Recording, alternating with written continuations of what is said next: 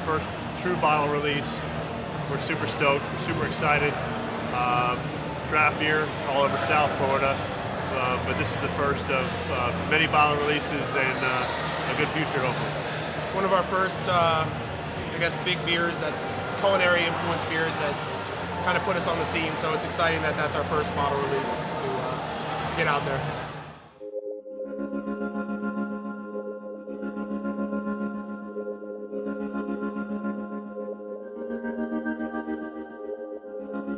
I'm here for my son. He lives in Daytona Beach, and he said get over here and get this beer for him because they're talking about it big time in Daytona Beach. Here at the Funky Buddha once again for another release, the Maple Bacon Porter.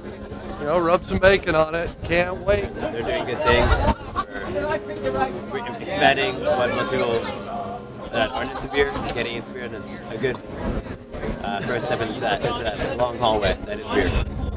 Maple Bacon Coffee Porter. That's what it's all about. Should have came through. If you didn't get it, I'm sorry, bro. You should have woke your ass up and got us something. You missed out for real. Cheers.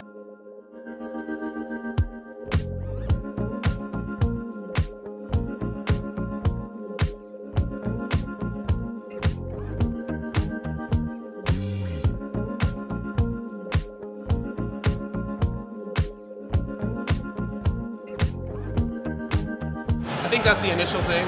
Going to a festival, people that have never tried it are interested in trying the beer that says bacon. Thankfully, the beer's been good enough that people have wanted it after the name, so it hasn't just been like, oh, bacon, and then they try it, and then, you know, because there have been other beers or other products that said it, and people didn't want it after the first time.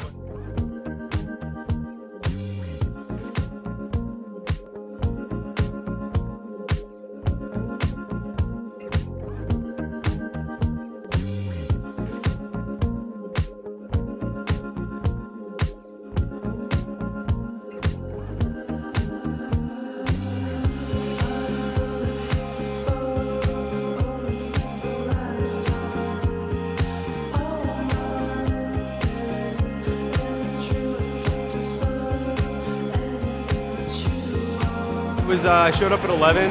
I was pretty pumped to see a line of people that were, you know, really excited to get their bottles, and it was kind of one of those things I wasn't quite sure if it was going to be people kind of getting here as the day progressed, but I mean they were ready to roll right from the get-go. So it's an exciting time for these guys.